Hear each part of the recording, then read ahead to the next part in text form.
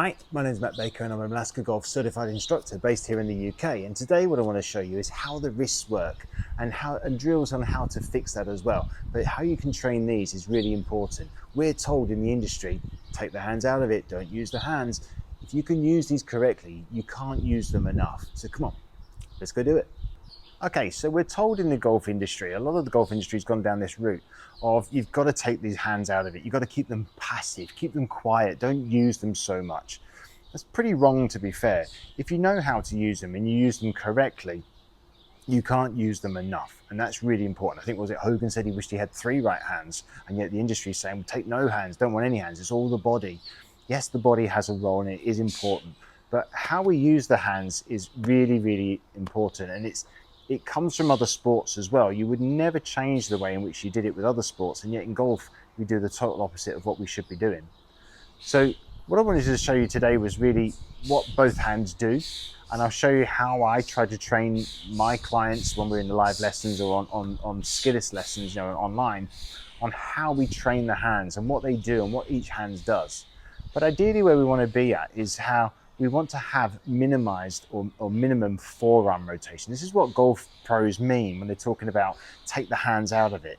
What they're talking about is we don't want any forearm rotation.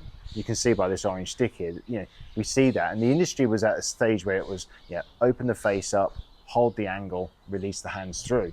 And that's where we were at. But that's a really hard thing to time effectively. You need to practice a lot more to do that. And you're going to have good tempo and good timing in order to do that. If I can use my hands correctly and use them to the point where I take out that motion of the forearm, my club face is going to stay squarer. So if I can hinge the wrists, unhinge them and rehinge them, and keeping my forearm relatively square to my swing path, or my hands square to my swing path, I won't actually upset the club face hardly at all. Okay, there's a little bit of rotation in there, but it's not open the face, hold the angle, flip it to try and square it up. And that's where most of the people are in the golfing world nowadays. So we've got to try and take that out and train that correctly. And how we do it, it's building up. It's about learning the right skills.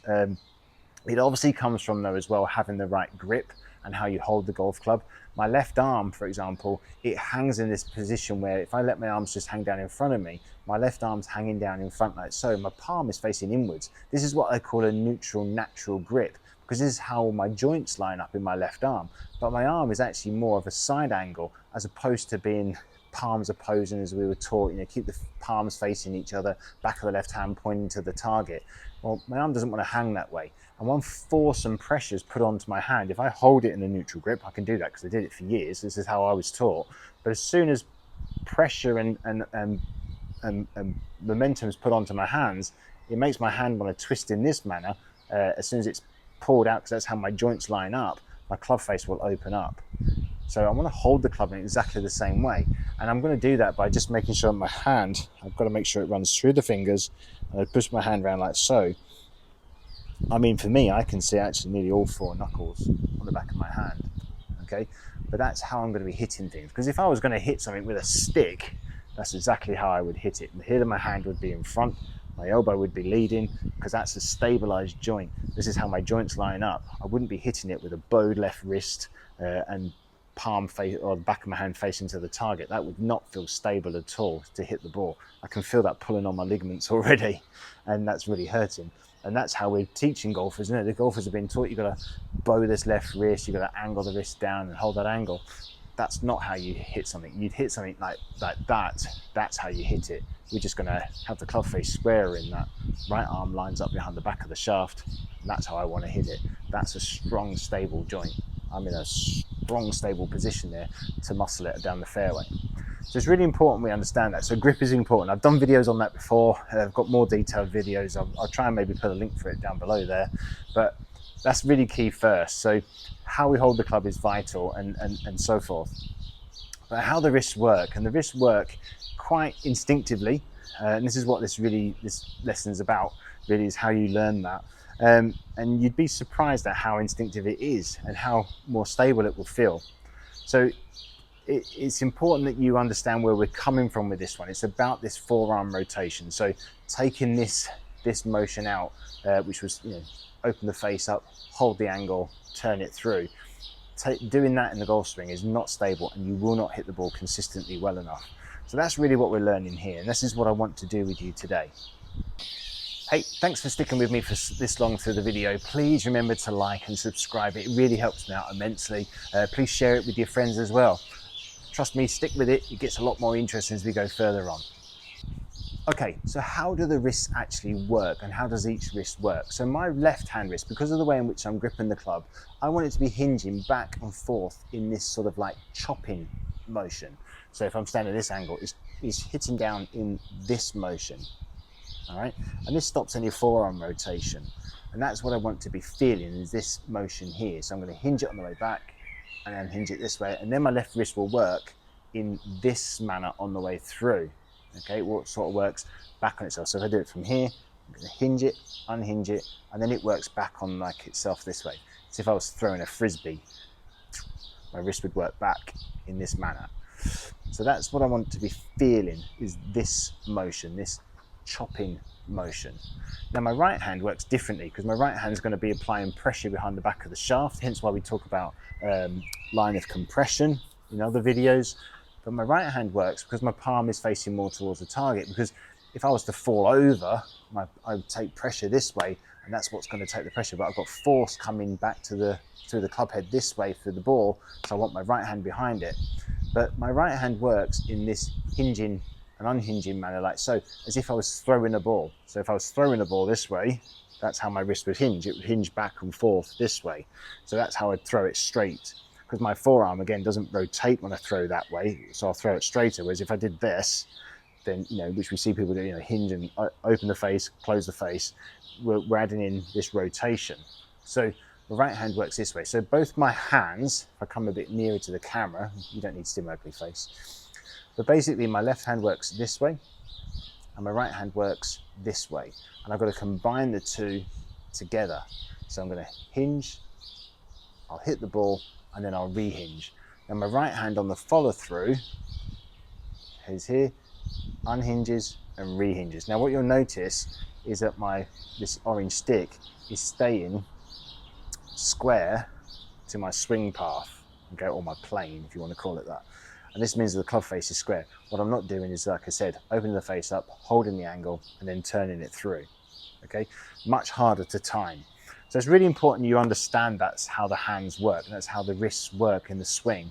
Okay, and you can train it like that as well, which is what we're going to do next.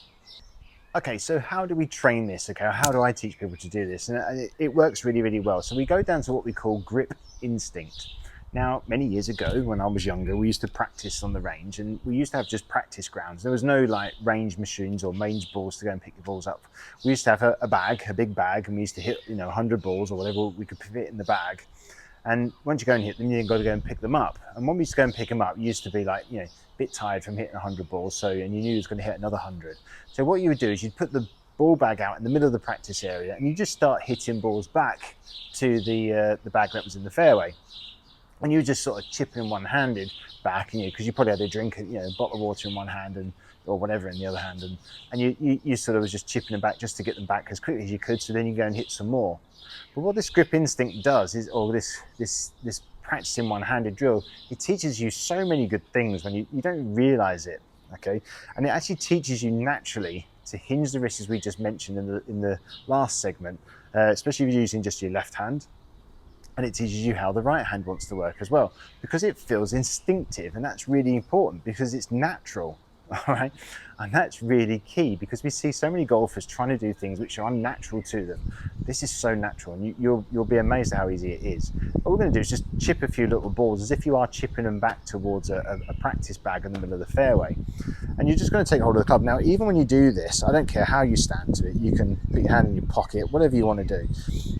But when you're doing this, you'll even notice when you grip it and you're just going to chip it, to feel strength and to feel how strong this feels, you naturally will hold it with your left hand a bit more on top of the handle, with your thumb slightly on the side of the grip as well, instead of being on top. And you'll feel like the heel of the hand wants to lead, and you will naturally hinge the wrist back and through that way, and unhinge it in the correct manner as well. It all happens instinctively. So you're just going to stand there, you're just going to swing back and just flick through. and you do it naturally, all right, you'll be surprised how easy you find this to do. And like I say, it doesn't matter how you hold, you just stand back and just hit back. My wrist will hinge correctly, as I said earlier. It hinges up instead of rolling through. There is no way you would stand there and you would put your palm facing at the target, thumb on top, and then hinge it and then sort of roll the wrist this way and try to roll it that way. There is no way you would do that. It would just feel so awkward to do it. And you won't have any strength either, all right? So it's really important you understand that. Then you can do the same with your right hand. Okay, this one's getting tired now. I want to switch drinks over. So I'll just take the right hand. I can grip down the handle like I would do. But what I would notice here is my right hand would hinge naturally back and forth as well in this sort of motion. It feels stronger. I would never roll the wrist over and roll the hand through to try and do it. My hand would hinge back on itself. I'd hit the ball and then it would unhinge in that correct manner as well. So just swing back and it would just do it naturally. It's instinctive. This is what we're trying to say. I can do that for several shots. I can just stand here all day, just practicing back and through, and the ball will go relatively straight. Yes, admittedly, it's a little chip shot, but all you're doing is you're building up here. What I can do then after that is I can then add the two together. Okay, so whatever I've just felt with the left hand, so stronger grip, I can feel that hinge, that wrist hinging this way, and then my right hand hinging back on itself, and I can unhinge it on the way through as well. So I'm just training everything to work correctly. So I'm training the hands to work as opposed to taking the hands out of it. I want them to work correctly. I can train that, which golfers don't tend to want to do anymore.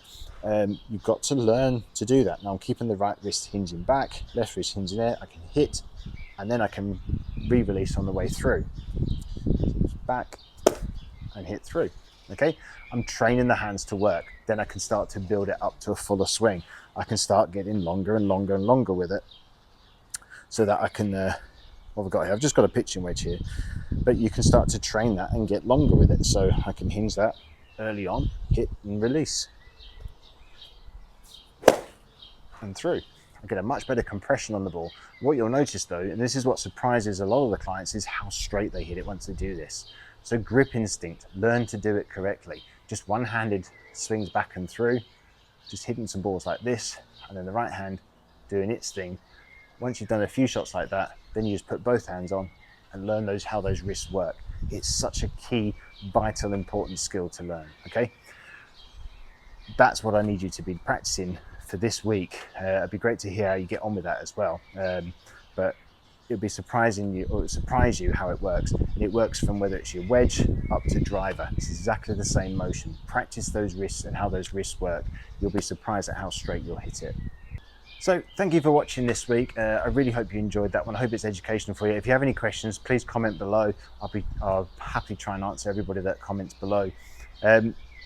Go and practice that as much as you possibly can. If you need further education on this, I've got videos on it as well in my YouTube channel. Please remember to like and subscribe. You can also go and follow my coach and mentor, Mike Malaska at malaskagolf.com. Also go and subscribe to him as well. He's got a great website where you can learn all the stuff that I know on his site as well. I'm even on there as well. You might even see my ugly mug on there. So yeah, go and practice that. If you want any more information, please drop me a note and I'll be more than happy to answer. Anyway, thank you for watching. Please remember to, as I said earlier, like and subscribe, and I'll catch you next week.